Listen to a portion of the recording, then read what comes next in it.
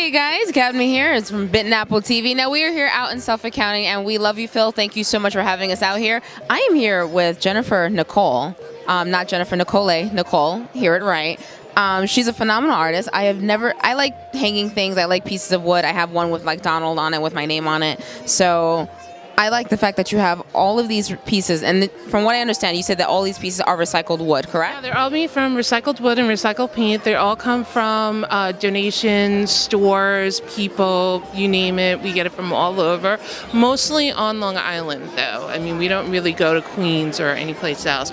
And we're very popular, so people contact us all the time and let us know that they have an old desk or an old palette that can be transformed into a work of art. You never know what you're going to get.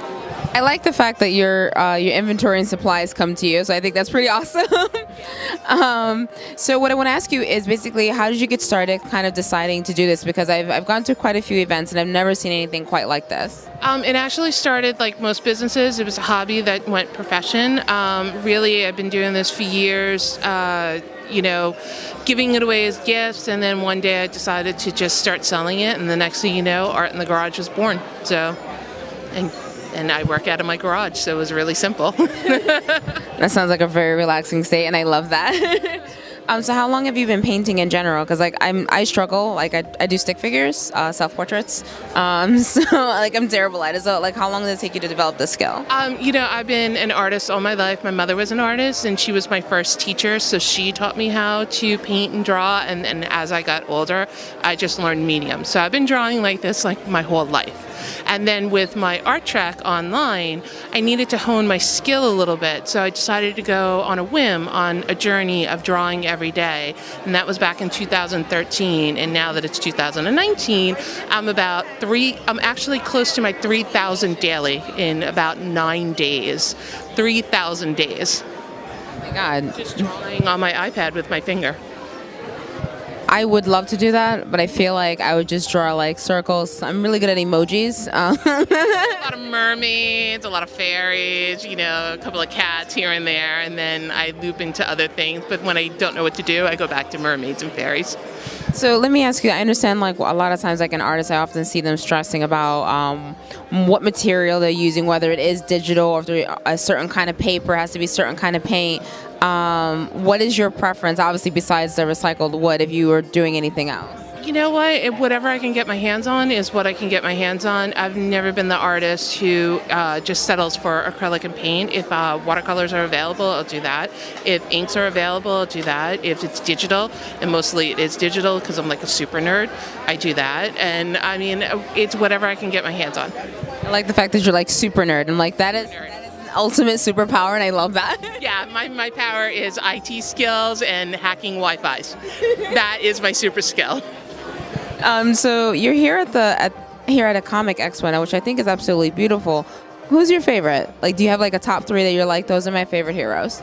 Oh God, I love Wonder Woman. I know because of her movie, everybody loves Wonder Woman, but Wonder Woman's the ultimate hero. I mean, she can even beat up Superman. She even dated him a couple of times, and she just never gives up and she never surrenders. I love Wonder Woman.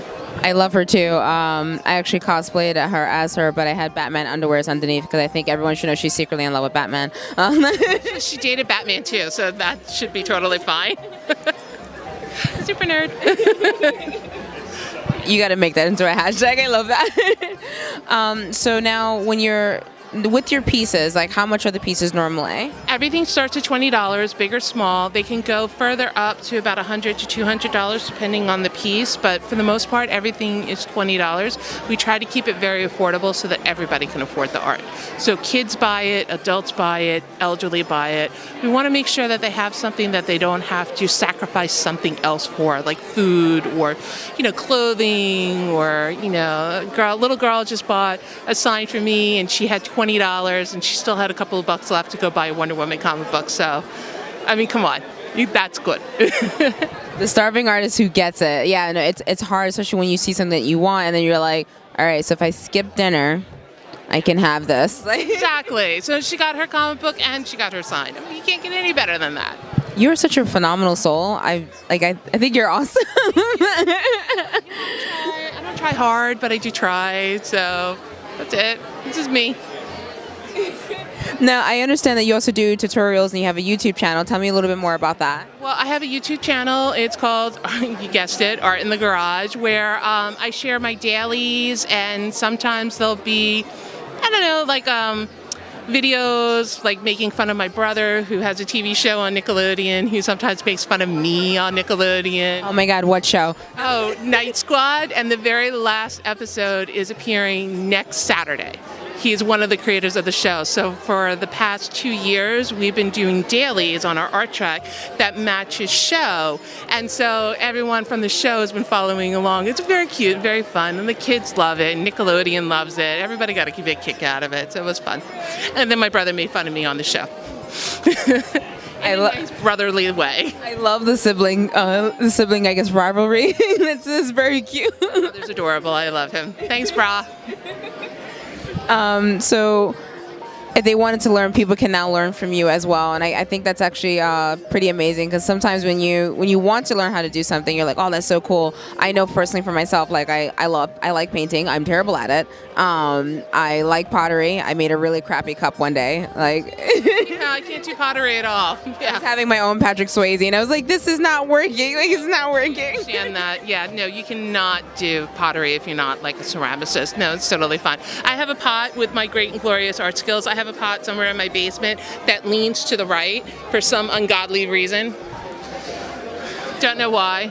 It just does. It's the struggle. It's the ugliest pot in the whole wide world. I got an A in the class because my teacher felt sorry for me. That is how, and that was at the college level. That wasn't even like at 5th grade. That was like at college. A+. Oh, it's leaning. You're like, it's the leaning pot of Pisa. But it really points to the right. It's terrible. It's ugly. So for those who are obviously like, they want to keep up with what you're doing, maybe they want to check out your tutorials and trying to like learning your path as well buy from you, where can they come find you? Anytime they need me, I'm at artinthegarage.com. At the top of my website, there are all these pictures of signs. You just click on one of the signs and you go to my social pages. So Instagram, YouTube, you name it. And if anybody ever has a question, they're always welcome to ask it. Just go to the contact me page. And look for the ones where she teases her brother and her brother teases her back. Go for the poncho video on YouTube. Go for that one. It is adorable. Yes, it's very cute. Thank you so much. It's a pleasure. Thank you for everything. Thank you. Bye.